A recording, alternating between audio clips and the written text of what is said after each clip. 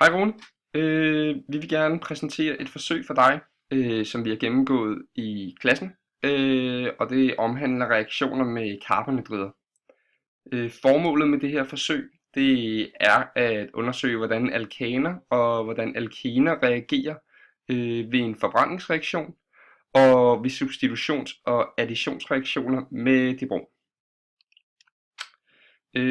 Til forsøget har vi benyttet os af disse apparaturer, som du kan se på skærmen, og disse kemikalier, hvor vi har heptan her, hexeren her, dibrom, og til sidst har vi sølvnitrat her.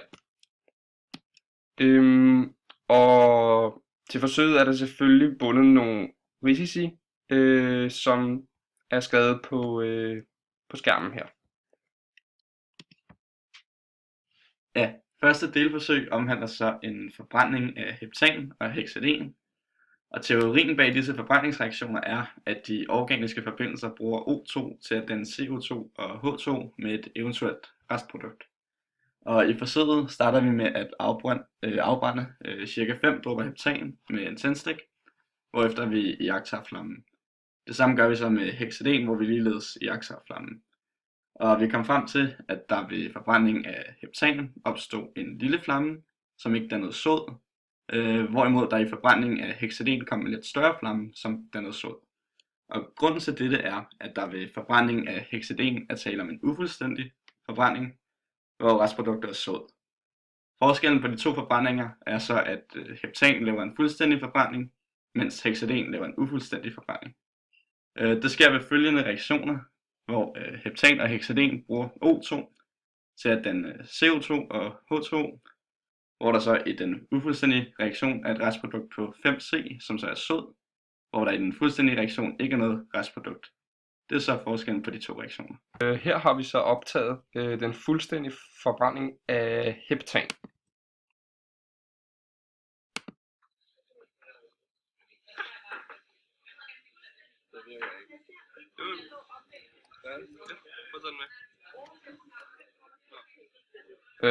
Som det måske kan ses, kommer der den lille flamme, og der kommer ikke et restprodukt, altså soden, som der kommer ved hexaden.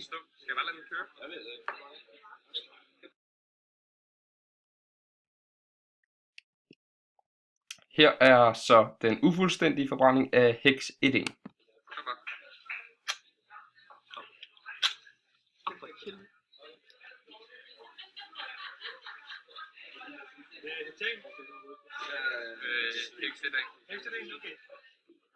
Det kan måske lige anes, at der kommer en smule sod op, som er restproduktet, altså C.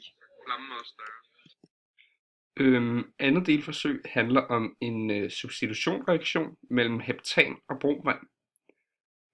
Vores teori bag substitutionsreaktionen er, at et molekyle erstatter et andet molekyle.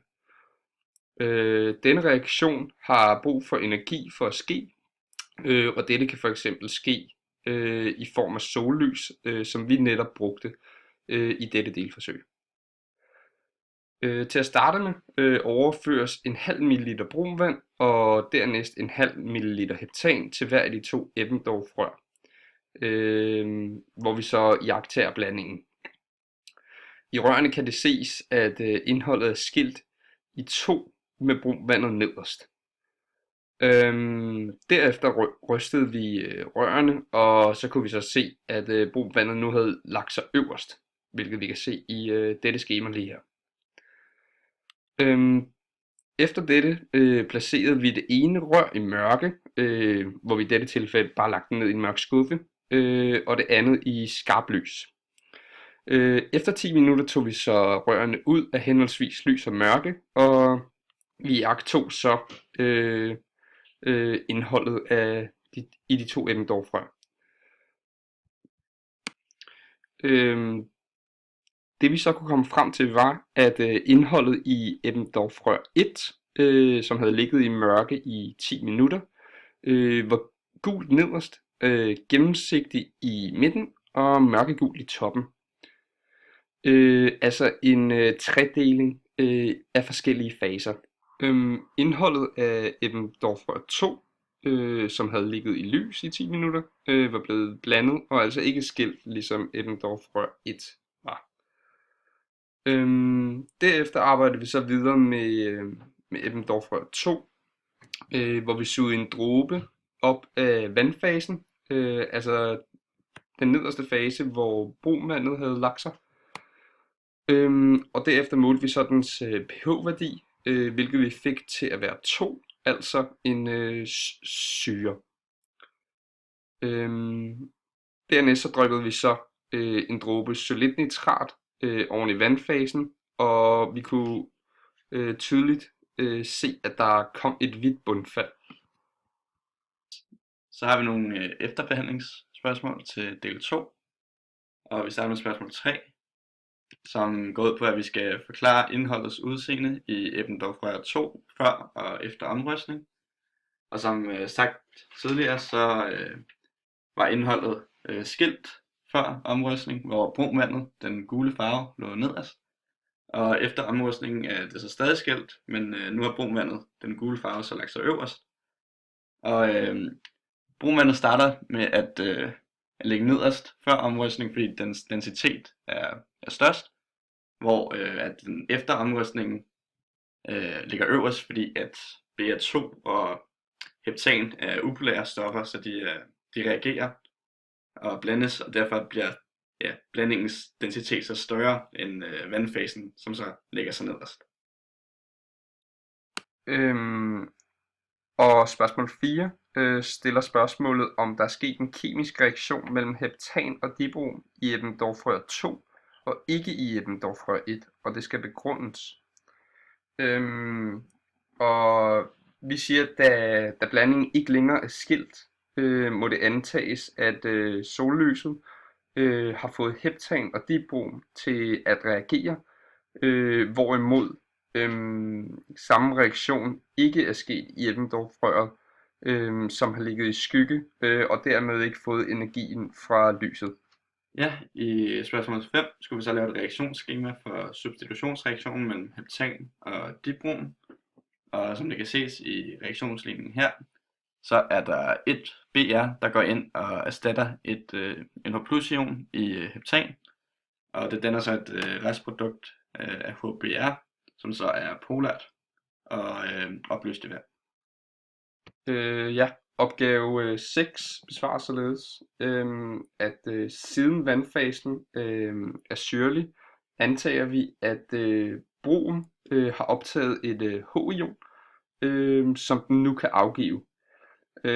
Og dette støtter altså op om, at HBr er en syreopløsning, og igen understøtter den sure pH-værdi, som vi tidligere nævnte, var 2. Ja, i opgave 7 kan man så ionisere HBr, og der vil man få H+-ioner og Br-ioner, som begge to er opløst i vand. Og af disse ioner vil Br- så reagere med Ag+-ioner, og den AgBr, som så er et fast stof, og det er tungt opløseligt, hvilket så understøtter, at det er en substitutionsreaktion, som er blevet fuldført. Ja, i tredje delforsøg har vi med en additionsreaktion mellem brunvand og hexaden at gøre. Og teorien bag en additionsreaktion er, at alkener, som er additionsvillige karbonforbindelser, vil springe en dobbelt- eller trippelbinding, i det her tilfælde en dobbeltbinding, hvor der så gøres plads til et ekstra molekyle på hvert af de C'er, som var dobbelt bundne.